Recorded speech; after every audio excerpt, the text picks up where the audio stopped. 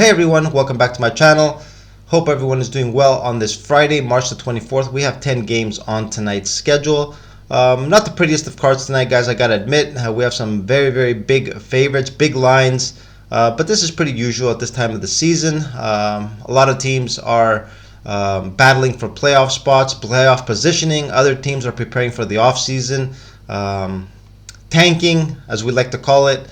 But as usual, guys, we're going to break down each one of these games and see if we can come up with something to play tonight. Last couple of nights have been pretty good for us. The day before on our picks, we went 9-1. Yesterday, 3-1.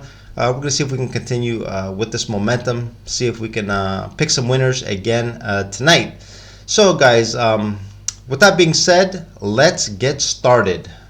In our first game, we have the Boston Celtics at home playing against the Indiana Pacers. The Celtics are currently 12-point favorites. I had this line estimated with the Celtics being a 12.5-point favorite, just a half point off my line with the actual line. The Celtics guys are going to be playing their first game back from a long 6-game road trip. They went 4-2 in that road trip. 2 losses, 2 pretty bad losses actually. One to the Houston Rockets where they were, I think, 13-point road favorites, and another one to the Utah Jazz. Other than that, things did go pretty well. In their last game, they got a nice win against the Sacramento Kings. Granted, they did catch the Kings on the second night of a back-to-back, but still they went in there and got the job done. What's important to note for the Celtics is their injury report looks pretty clean for the most part. Only player listed as doubtful is Peyton Pritchard, a player that's not in the rotation, so shouldn't affect the team in any way. The Pacers guys got a really big win in their last game against the Raptors. They were an 8 or 9 point road dog, but they went in Toronto, got a win despite playing without Tyrese Halliburton. He's been out for a while. He's listed as questionable again tonight. The Pacers guys kind of smell blood though. They see that the Bulls kind of struggling. DeMar DeRozan also a bit of an injury concern there for the Bulls. They're just a game and a half out. Who knows? It looks like they're gonna try to make a move, maybe slip into this play-in tournament. In this game, guys, I think the first game back from a road trip after a long road trip is always tricky. These are a lot of points. I'm going to be looking to take Indiana here in this game with the plus 12. In our next matchup, guys, we have the San Antonio Spurs traveling to the country's capital to take on the Washington Wizards. The Wizards are currently 8-point favorites. I had this line estimated with the Wizards as a 9-point favorite. These two teams look like they are going to be heading to the draft lottery, even though the Wizards mathematically still in it, just 2.5 games out of a play-in spot, but it looks like they have kind of risen the white flag. Bradley Beal, Kyle Kuzma out, and in their last game you could just tell from the body language that they played against the Nuggets that they look like they are preparing for the offseason. The Spurs, we know, guys, has been eliminated officially now from a play-in spot. They are 19-54 on the season, the third worst record in the NBA. Lost a couple straight, and then their last two guys, not just losses, they have actually gotten obliterated. Lost by over 30 against the Pelicans and the Bucks. Two teams that are the Bucks, the top team in the East, and the Pelicans looking to make the playoffs. The Spurs, we know, guys, it all depends on who Coach Popovich decides to play. If he plays the regulars, they can be competitive. When he sits them out and rests them and looking to tank, they can get absolutely destroyed. And so it's very important to look at their injury report. Just take a look at the report right now. It looks like Doug McDermott, Devontae Graham, Keldon Johnson are all going to be playing. Devin Vassell's questionable, another important player. Zach Collins. If these two guys get in and play, Trey Jones, if these players play, I think they can keep this game close and stay within this 9-point line. I have the Spurs here in this game with the plus 9. In our next matchup, guys, we have the Detroit Pistons traveling up north of the border to take on the Toronto Raptors. Toronto is a 14.5-point favorite. Currently, I had Toronto favored by 12 in this game. This line, as you can see, it is very inflated, 2.5 points higher than what I had estimated. Especially, guys, if you look at Toronto's injury report, they do have a lot of rotation players on the list. Scotty Barnes, the most important out of these players. He did actually miss their last ball game against the Pacers, a loss at home. He's listed as questionable for tonight. at Gary Trent Jr. and Precious Chua. I can never pronounce this guy's name, but you all know who I'm talking about. These three players are listed as questionable. Detroit, the worst record in the league, 16-57, guaranteed, almost guaranteed to lock up the worst record in the league this season. They have lost 4 straight, and these last 4 losses have been by double digits, by 20, 19, 12, and 22. They have been losing and losing badly. In this game, guys, as tough as this looks, the line is very inflated, but I can only go one way in this game, and this is going to be with Toronto and the minus 14.5. I know it is ugly, and I wouldn't blame a lot of you for not touching this game at all, but my side in this game is Toronto and the minus 14.5. In our next matchup, guys, we have the Houston Rockets in Memphis taking on the Memphis Grizzlies. Memphis currently a 13-point favorite. I had Memphis over here favored by 12.5, just a half point off my line with the actual line. These two teams played again just the other night. Memphis got that win, even though it was an extremely tough win. They were actually threatened towards the end of that ball game, but the class they outclassed the Houston Rockets, and plus, guys, they are 31-5 at home, the best record in the NBA.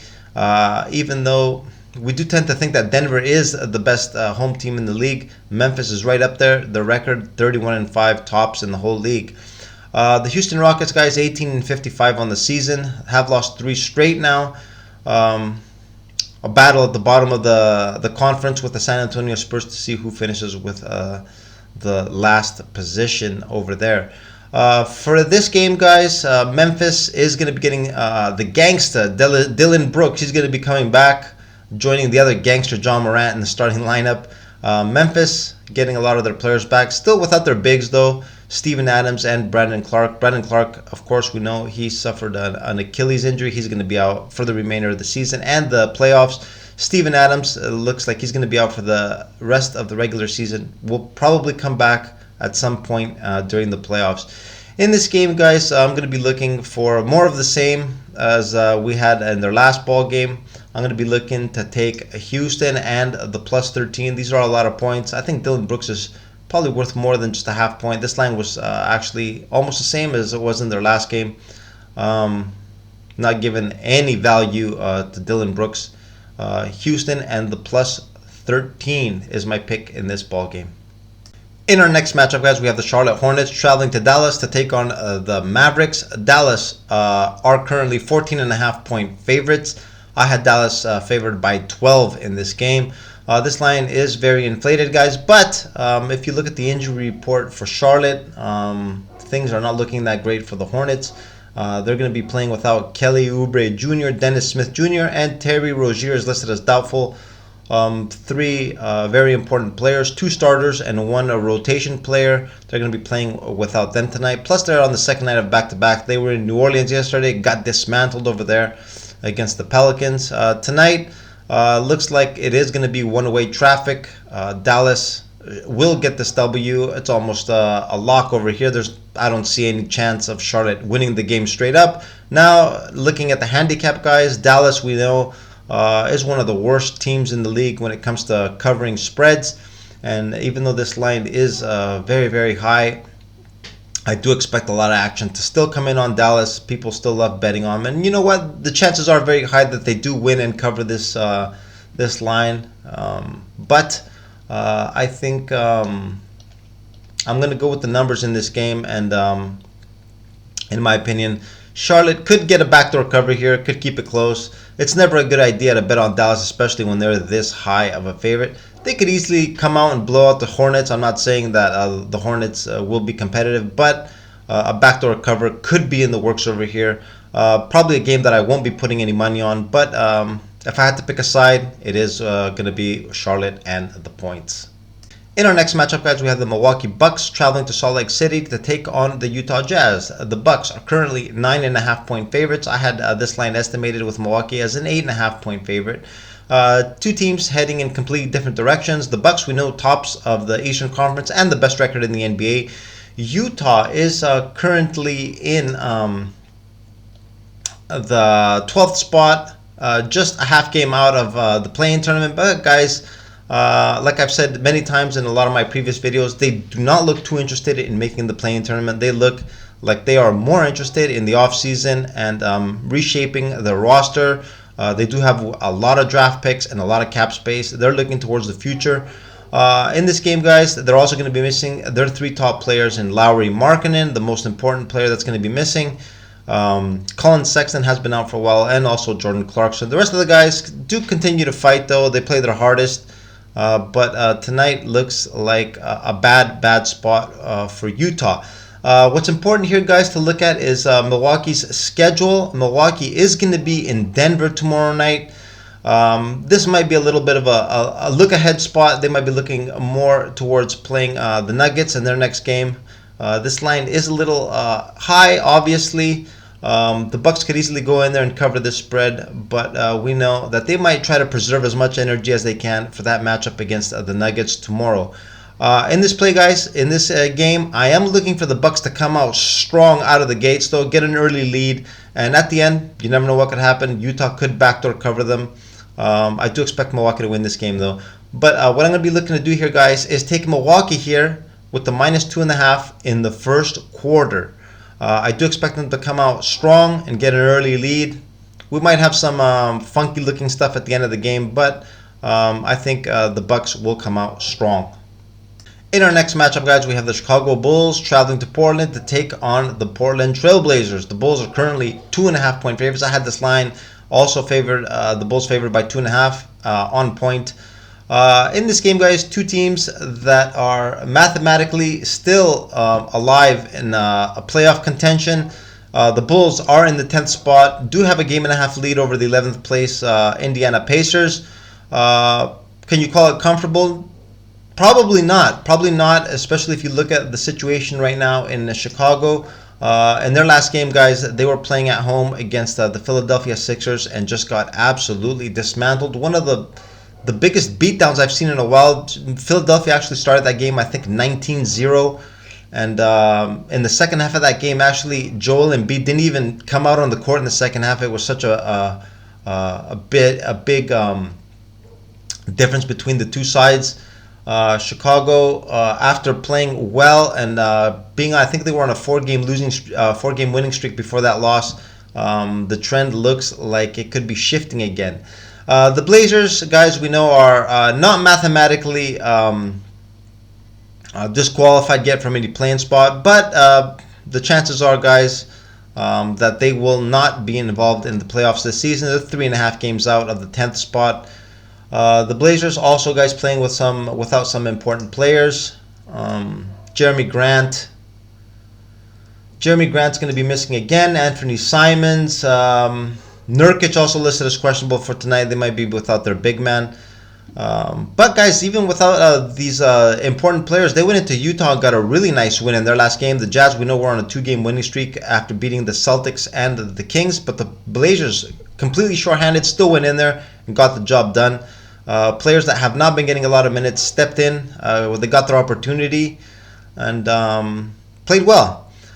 In this spot, guys, the Bulls definitely have more motivation for the win in this game. DeMar DeRozan, like I just mentioned a little while ago, is listed as questionable for tonight, an important player, along with Alex Caruso, the Caruso Show.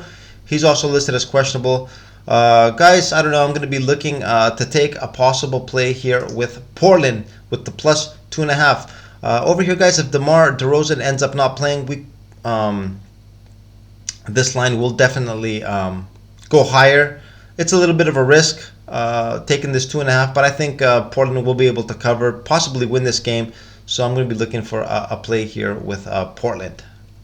In our next matchup, guys, we have the Philadelphia 76ers traveling to San Francisco to take on the Golden State Warriors. The Warriors are 5.5-point favorites. I had the Warriors favored by 4 in this game. A very, very inflated line, guys, especially if you take into consideration what these two teams have looked like recently. The Sixers have been playing fantastic basketball, 49-23. The Warriors, guys, we know with their road woes, 9-29 on the road, but at home, guys, one of the top teams in the league at 29-7. Dr. Jekyll and Mr. Hyde. Even though the Warriors did also win their last 2 road games, they are coming in with a little bit of momentum. What's important here to know, guys, the reason for this high line is because Philadelphia has their 2 best players on the injury report, Joel Embiid and James Harden. Harden, actually, their last game when they were in Chicago did not play. Joel Embiid played the first half of that game. The second half didn't even come out on the floor. Didn't play. Didn't need to play because they were up so big that the coach could afford to keep him on the bench. No need to put any more strain on his foot. Over here we see a calf injury is the reason listed on the injury report.